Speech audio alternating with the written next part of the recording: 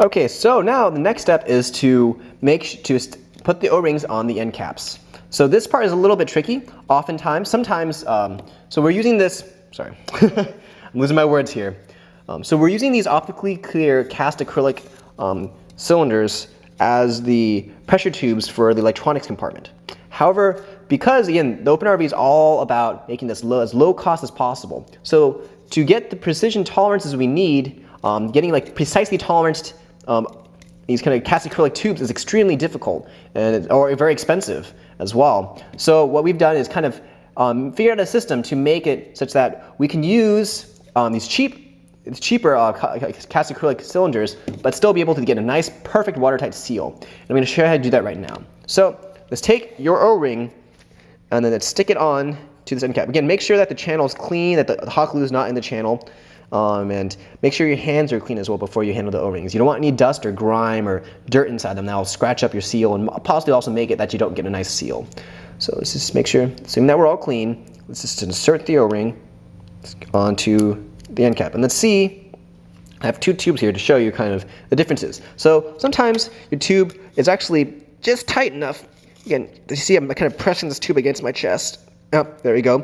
And you can just see this nice bead around the entire tube from the O-ring. So that indicates a good seal. So sometimes these tubes are sized perfectly such that they are that size, and you don't have to make any adjustments to that. Again, to know if you have a good seal, you should be able to see that seam from the O-ring all the way around of where it's meeting the acrylic. And it should take a good amount of force to be able to put it on and pry it off. It should be a loose thing at all. There we go. But also sometimes these cast acrylic tubes will take no force whatsoever. If you notice, it's just slipping right on and off. So this is obviously not going to be a waterproof seal. So what do we do in this scenario? So if you're not, the simple solution is to use this Teflon tape. I've just realized this one's actually empty, so let me grab some more. Yeah, we just have lots of random tools lying around. Here we go. Here's some more. Awesome. Oh, look. And so this Teflon tape, I actually will link to the specific type because we want this Teflon plumber's tape to be thick enough such that we can use this and then run it around the outside of the O-ring channel without the O-ring inside to increase the diameter of the O-ring, therefore ensuring a tighter seal. The thing is, since this is relatively thin, we can put a couple layers or as many layers as we need to ensure and size out that seal. And because it's Teflon tape, it still makes a perfectly waterproof seal against the O-ring and the acrylic. So, so now to size it up for this super relaxed tube, I'll show you how to make that fit perfectly and snugly. So to remove an O-ring, let me show you this neat trick. Again, make sure your hands are clean. What you need to do is you just pinch, put your finger on both sides of the O-ring channel, and then pinch it across the other edge. If you notice, I'm just like applying a bit of force, but the O-ring, I'm bringing the O-ring material across, squeezing it to the other side, so the extra slack in the O-ring accumulates to this side, and I can just kind of whoop, there you go, pry it right out. Again, don't use a screwdriver or anything sharp to poke at the O-ring. That actually might damage the O-ring or put scratches in it, which will make it so that you don't have a nice seal. Again, you want to make sure the O-rings stay clean and uncut and unground. You want a nice surface on those O-rings. So what we do now is we take our Teflon tape, the one that's not empty. There we go, it's a little stretch in the end. And then we just want to put 1 or 2 layers. I'd recommend starting with 1. If it's not enough, then increasing the number of layers you put around. So you made dino cutters to make sure this is a nice, clean piece of Teflon. Oop. Probably use scissors is better, but this will be sufficient as well.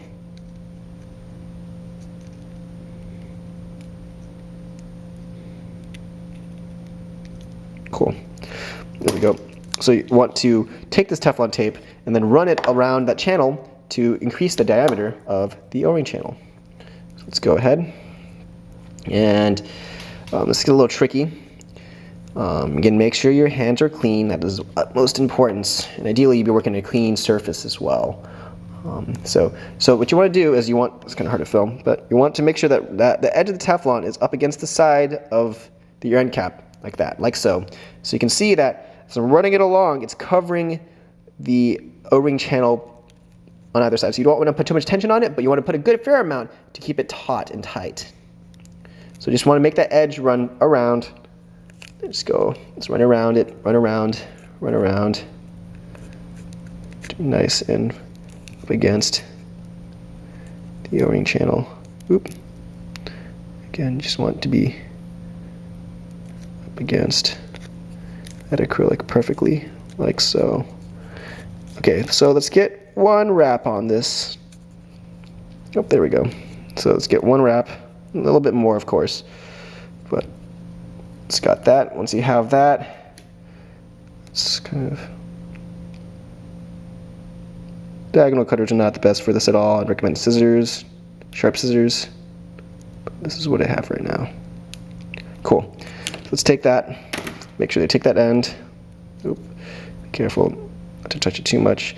Pull it taut. Just kind of push it again. Make it merge.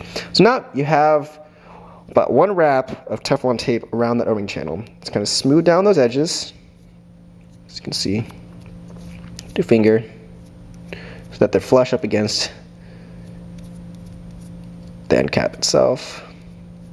And now, okay, so what you actually want to do is you want to grease up this O-ring before you insert it in the tube. So Eric actually just took the Teflon grease that we had in the lab, so I can't really show you how to do it right now. So let's take this imaginary tube of, we use Magic Lube. It's really easily, you can find on a Home Depot or Ace Hardware, a typical hardware store, but any sort of like O-ring sealant, like there's also like this Dow Corning compound, but we recommend and we use Magic Lube. You can easily source it on Amazon as well. It's really cheap, but it's a nice PTFE, Teflon-based grease that's made really, that works really well for O-ring greasing as well as sealing. But essentially, so imagine I'm taking that tube, I'm putting a little glob on my fingers of imaginary grease, and I'm greasing around the entire O-ring. Actually making kind of bunch it up and get the grease everywhere. You want that grease to be across every surface, both on the inside and the outside. So once that's all nice and greased up, because your hands will be messy, so I recommend having paper towels around, lay that O-ring down again on those channels. So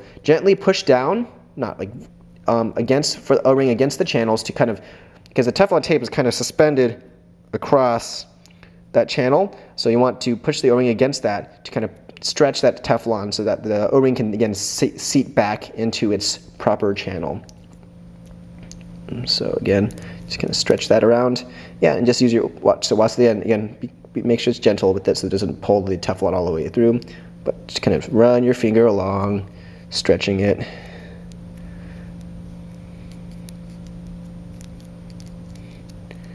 Cool. And once you have that nice and greased up, and your nice and greased O-ring up back in the channel, so you can now test and see if it fits in the tube. So let's take our oversized tube again, and let's actually put it back in. So if in this case, hey, look, if you push up against it, oh, awesome.